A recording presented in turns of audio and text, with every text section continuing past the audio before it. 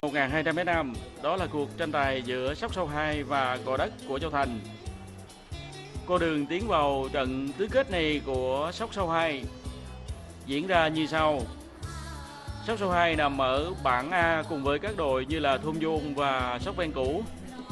Thưa các bạn, như vậy đã có tín hiệu xuất phát cuộc tranh tài giữa Sóc Sâu 2 và Gò Đất Châu Thành. Ở trận đấu đầu tiên thì Sóc Sâu 2 đã vượt qua được Thôn Dôn thành phố Rạch Giá.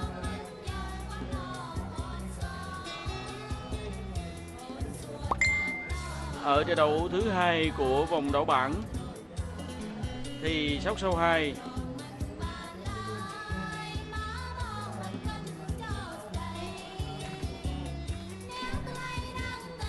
đã để thua Sóc Ven Cũ và buộc phải phân định thắng thua bằng loạt rút thăm. Sau khi rút thăm thì lá thăm may mắn đã đưa Sóc Sâu 2 vào vị trí nhất bảng A.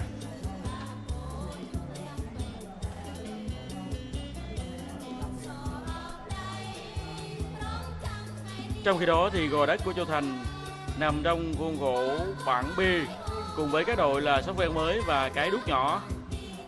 Con đường tiến vào tứ kết này của Gò Đất, tại trận đấu đầu tiên thì Gò Đất đã giành được chiến thắng trước Sóc Ven Mới. Ở trận đấu thứ hai của vòng bảng thì Gò Đất đã để thua Cái Đuốc Nhỏ và đành phải chấp nhận vị trí nhì bảng B.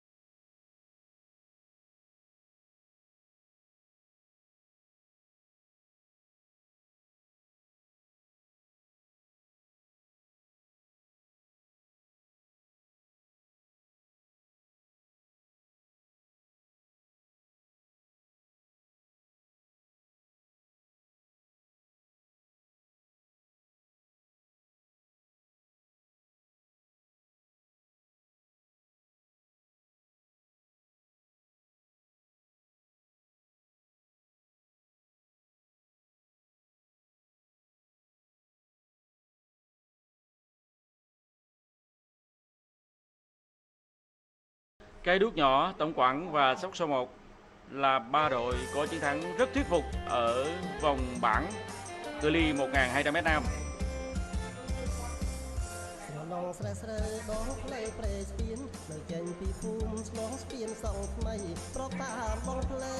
Cho đến lúc này thì Cái Đuốc Nhỏ và Thủy Liễu đang nỗ lực để tiến về đích. Đây là giai đoạn mang tính chất quyết định. Cả hai đội đang dùng hết sức lực của mình.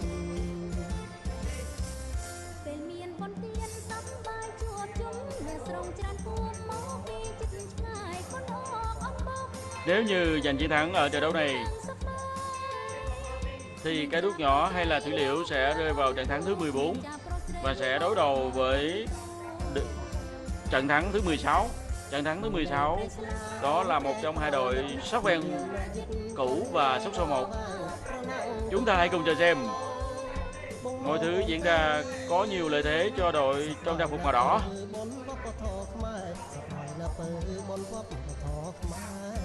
Như vậy đã có kết quả của trận bán tứ kết thứ hai.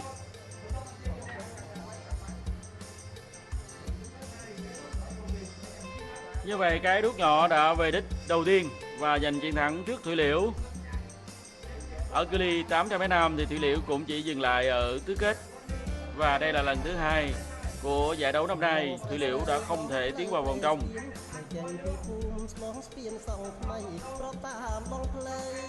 Trên màn ảnh của quý vị và các bạn, đó là cuộc tranh tài diễn ra giữa Tổng Quảng và Thác Lát. Cũng như chúng tôi đã nói thì Thác Lát đang đặt quyết tâm rất cao ở cự ly 1.200m nam. Và chúng ta hãy cùng chờ xem họ hiện thực hóa giấc mơ này như thế nào. Đặc biệt là khi giành quyền vào chơi ở vòng tứ kết sau một khởi đầu không thuận lợi, thì cho đến lúc này Thác Lát cũng đang đầy quyết tâm để có thể đánh bại Tổng Quảng. Tuy nhiên đối thủ Tổng Quảng không phải là một đối thủ dễ chơi. Cho đến lúc này chúng tôi nhận thấy Tổng Quảng đang có nhiều ưu thế hơn. Thưa các bạn, như vậy Tổng Quảng đã giành được chiến thắng ở trận tứ kết này.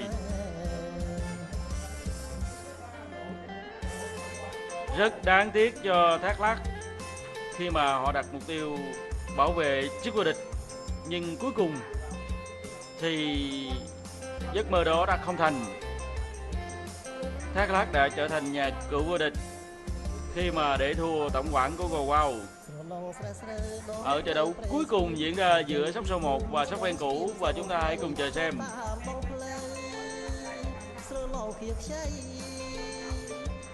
Ở trận đấu này thì Sóc Sâu 1 trong trang phục màu đỏ, còn Sóc Ven Cũ trong trang phục màu vàng.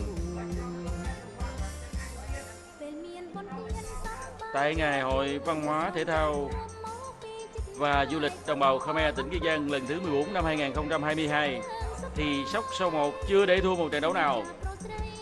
Đó là ở cự ly 800m nam và cự ly 1.200m nam. Cho đến lúc này thì hai đội Sóc Sâu 1 và Sóc Ven Cũ cũng đang bước vào giai đoạn mang tính quyết định. Có vẻ như là Sóc Sâu 1 đang chiếm rất nhiều lợi thế.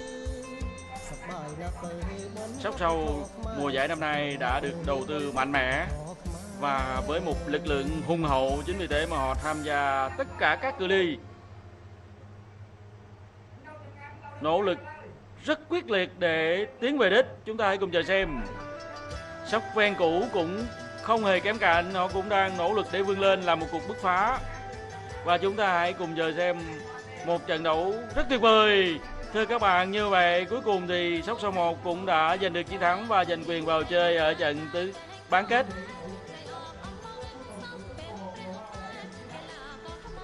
Thưa các bạn, như vậy kết quả của các trận đấu tứ kết như sau. Sóc Sâu 2 đã giành được chiến thắng trước Gò Đất của Châu Thành. Cái Đuốc Nhỏ vượt qua Thủy Liễu của Gò Quao.